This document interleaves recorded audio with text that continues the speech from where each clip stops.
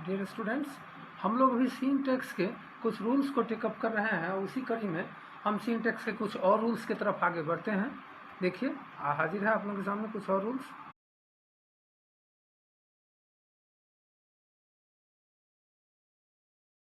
Syntax के अगले rule की ओर हम लोग चलते हैं।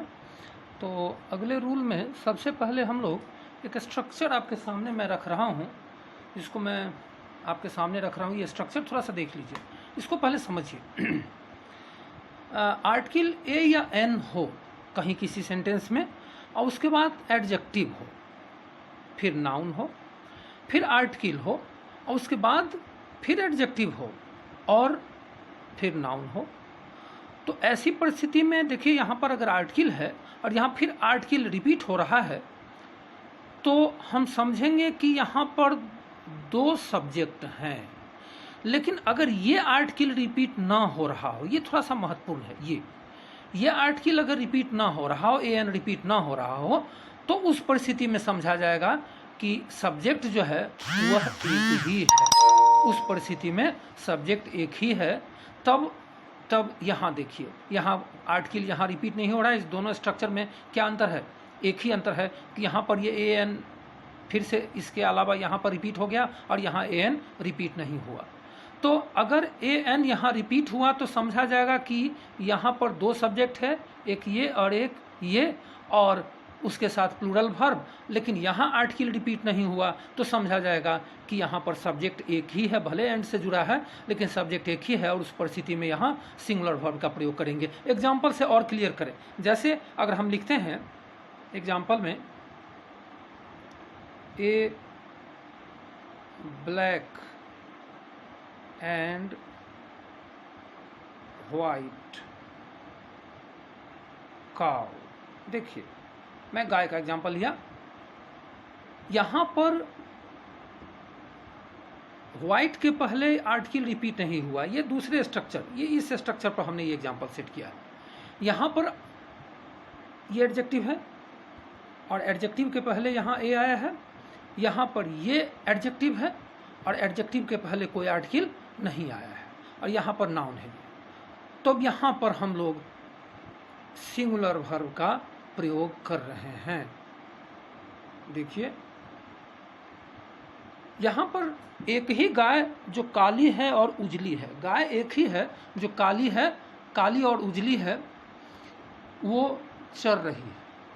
लेकिन थोड़ा इसको देखें, ए black and a white.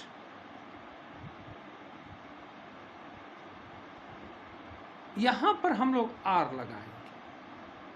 Are क्यों लगाया?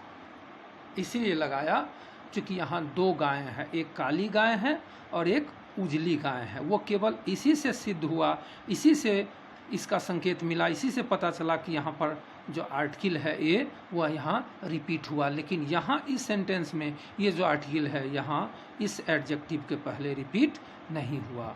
तो हम लोग ये जाने कि यहाँ पर दो एडजेक्टिव है, यहाँ पर ब्लैक एडजेक्टिव है, वाइट एडजेक्टिव है, काउ नाउन है। यहाँ पर भी ब्लैक एडजेक्टिव है, वाइट एडजेक्टिव है, लेकिन यहाँ पर वाइट के पहले आर्टिकल नहीं है, यहाँ वाइट के पहले आर्टिकल है। उससे ये माना जाएगा कि यहाँ पर दो सब्जेक्ट है। यहाँ पर इस एग्जाम्पल में दो गायें हैं, एक काली है और एक उजली है जो चल रही है। लेकिन यहाँ एक ही गाय है जो काली भी है और उजली भी है, ब्लैक एंड वाइट काउ है। लेकिन यहाँ एक काउ ब्लैक है और एक वाइट है। ऐसी परिस्थिति में यहाँ दो सब्जेक्ट कंसीडर किया जाएगा। उसके साथ हम लोग यहाँ देखें प्लूरल वर्ब लगाए, और यहाँ चूँकि एक ही गाय है जो काली भी है, अंशतः उजली भी है, इसलिए यहाँ पर हम लोग सिंगुलर वर्ब का प्रयोग करें। ये रूल से आगे बढ़ते हैं। हम लोग समझ गए ये रूल। डमी सब्जेक्ट का ये रूल क्या है? देखिए, कुछ ऐसे सब्जेक्ट होते हैं जो हिडन होते हैं। जैसे आमतौर पर वो देयर से, कभी कभी वन से या कुछ और एडवर्ब से शुरू होते हैं। जैसे अगर लिखते हैं देयर इज़ और यहाँ पर देयर आर। अब आप कहिएगा कि सर एक देयर के साथ इज, एक के साथ आर क्यों लगाया? क्योंकि यहाँ पर ये ऑब्जेक्ट से प्रभावित हो जाएगा। थोड़ा सा देख लीजिए, देयर इज ए बॉय, यहाँ देखिए ये सिंगुलर है तो यहाँ इज आया। देयर आर मेनी बॉयज, इसको कहा जाता है डमी सब्जेक्ट। इसका नाम पड़ा डमी सब्जेक्ट या हिडन सब्जेक्ट। कुछ और एग्जाम्पल है, आप लोग एक ट्रांसलेशन बनाते हैं, वहाँ बालू ही बालू है, पानी ही पानी है, लड़के ही लड़के हैं, छाते ही छाते हैं, उसके लिए भी there is nothing but sand. अगर सैंड लिखें तो वहाँ बालू ही बालू है, हम यहाँ वाटर लिख रहे हैं, there is nothing but water, वहाँ पानी ही पानी है। थोड़ा इसको देखें, there are nothing but boys, वहाँ लड़के ही लड़के हैं। थोड़ा देख लें, इसमें सभी में सब्जेक्ट के पोजीशन पर हमने देयर रखा। ये डमी सब्जेक्ट है, डमी ये सब्जेक्ट यहाँ हिडन है। देयर को ज़बरदस्ती जानबूझ करके हम लोगों ने सब्जेक्ट बना लिया है, तो किसी के साथ इज लगा रहे हैं, किसी के साथ इसलिए क्योंकि वो ऑब्जेक्ट से प्रभावित हो रहा है। सिंटैक्स में हम लोग केवल ये पढ़ते हैं कि सब्जेक्ट के मुताबिक वर्ब, सब्जेक्ट के मुताबिक वर्ब, सब्जेक्ट के मुताबिक वर्ब, लेकिन यहाँ पर ऑब्जेक्ट के मुताबिक ही यहाँ वर्ब लग रहा है। ये शायद सिंगल ऐसा रूल है जहाँ ऑब्जेक्ट के मुताबिक वर्ब लग रहा है। अब यहाँ पर ये एक रूल है जो सीधा सीधी बात है कि संख्याओं की कोई इकाई है जिसको न्यूमरल यूनिट कहा जाता है। संख्याओं की जो इकाई है तो उसके साथ हम लोग सिंगुलर वर्ब का प्रयोग, सिंगुलर वर्ब का प्रयोग करते हैं। जैसे 9 है, 9 के साथ तो आर होना चाहिए। जैसे 12 है, 12 के साथ तो आर होना चाहिए, लेकिन यहाँ इन सब के साथ इज, इसलिए चूँकि प्लूरल नंबर को, बहुवचन की संख्या को अगर हम सब्जेक्ट के रूप में इस्तेमाल करें, सब्जेक्ट के रूप में इस्तेमाल तभी होगा जब इसके पहले हम आर्टिकल लगाएंगे, तो इसको सब्जेक्ट के रूप में इस्तेमाल करें डायरेक्ट। अगर यहाँ पर कोई नाउन आ गया रहता तब तो यहाँ आर होता, तब वहाँ पर वो प्लूरल कंसीडर किया जाता है। लेकिन चूंकि यहाँ पर केवल नंबर है और इसके बाद कोई नाउन नहीं है, अगर इसके बाद नाउन आता तो तब उस परिस्थिति में इसको एडजेक्टिव कंसीडर कर लिया जाता, तब इसको एडजेक्टिव माना जाता। लेकिन अभी फ़िलहाल ये सब्जेक्ट का काम कर रहा है और इसके साथ हम लोग देख लीजिए सिंगुलर वर्ब का प्रयोग कर रहे हैं। थोड़ा सेंटेंस पूरा कर लें हम लोग। 9 इज़ एन ऑड नंबर, इसको भी पूरा कर लें। 12 इज़ एन इवन नंबर। चलो, तो ये हुआ कि अगर कोई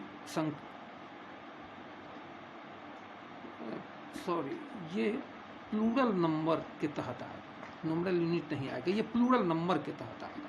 प्लूरल नंबर के तहत आएगा। प्लूरल नंबर, बहुवचन की संख्या, इसको थोड़ा सुधार लिया हम लोग। बहुवचन की संख्या अगर सब्जेक्ट के रूप में आते हैं, बहुवचन की संख्या अगर सब्जेक्ट के रूप में आते हैं तो उसके साथ सिंगुलर वर्ब का प्रयोग किया जाता है। बहुवचन की संख्या अगर सब्जेक्ट के रूप में आते हैं तो उसके साथ हम लोग सिंगुलर वर्ब का प्रयोग, सीधी बात, उसको हम लोग घुमा फिरा के नहीं कहें, स्ट्रेट वे में कहें कि बहुवचन की संख्या अगर सब्जेक्ट के रूप में आया तो उसके साथ सिंगुलर वर्ब का प्रयोग हम लोग करते हैं, सीधी बात है। हम लोग आगे की रूल की ओर चलते हैं। ये नंबर यूनिट एक अलग रूल को हम लोग कहते हैं जिसकी चर्चा हम लोग आगे करेंगे। फिलहाल हम लोग थोड़ा सा देखें एपोजिशन का क्या रूल है। एपोजिशन कहते हैं कि कोई अगर मान लीजिए कि नाउन है और उस नाउन के पहले उसी का प्रोनाउन है, उसी का प्रोनाउन,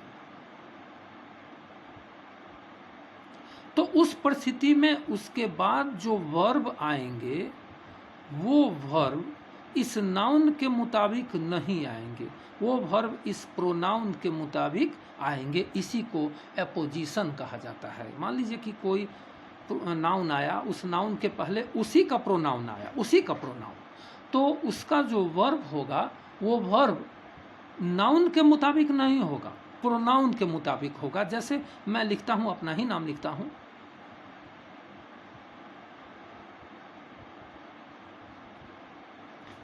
चलिए यहां पर हमने लिखा है प्रशांत झा, इसके साथ तो हम लोग इज का प्रयोग करेंगे, लेकिन अगर हम यहां एम लगा दें,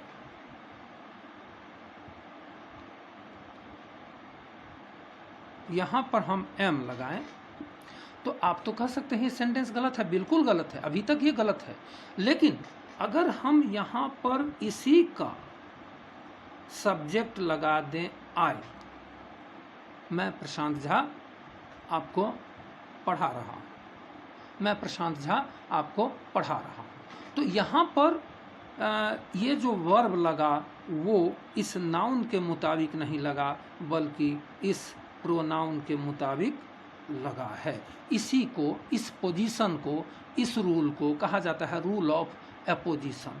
इसको कहा जाता है रूल ऑफ एपोजिशन। इसको क्या कहा जाता है? Rule of apposition. चलिए हम लोग अब आते हैं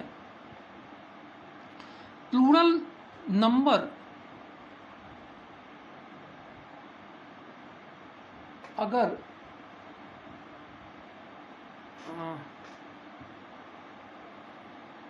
ऐसे कहें unit number, unit number, unit number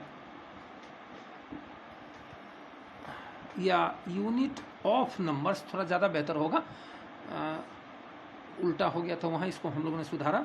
unit of numbers माने संख्याओं का जो यूनिट है वो अगर सब्जेक्ट के रूप में आए तो उसके साथ हम लोग प्लूरल वर्ब लगाएंगे, इसके साथ हम लोग प्लूरल वर्ब का प्रयोग करेंगे।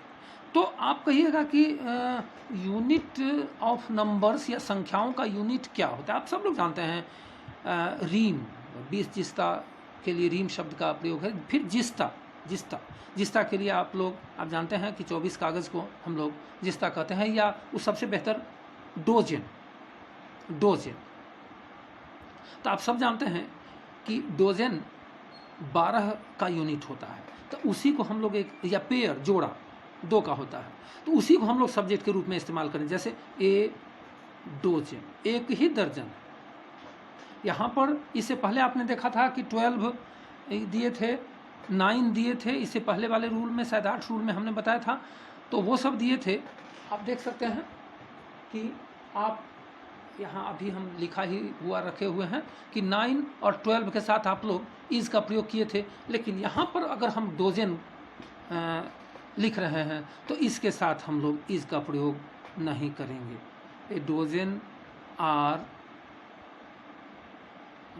ब्रोकन। देखिए इसका अर्थ हुआ कि 1 दर्जन टूट चुके हैं। शायद अंडों की तरफ या किसी और चीज़ की तरफ इशारा किया जा रहा है। 1 दर्जन टूट चुके हैं। आप देखिए इसके बाद जो वर्ब लगा वो प्लूरल वर्ब लगा। नंबर के जो यूनिट है, नंबर्स के जो यूनिट है उसके साथ प्लूरल वर्ब लगते हैं। तो इसको सिंटैक्स को हम कंक्लूड 2 और वीडियो में करेंगे। अभी हम इस वीडियो को यहीं पूरा करते हैं। आप सब लोग लाइक और सब्सक्राइब करते रहें। Thank you.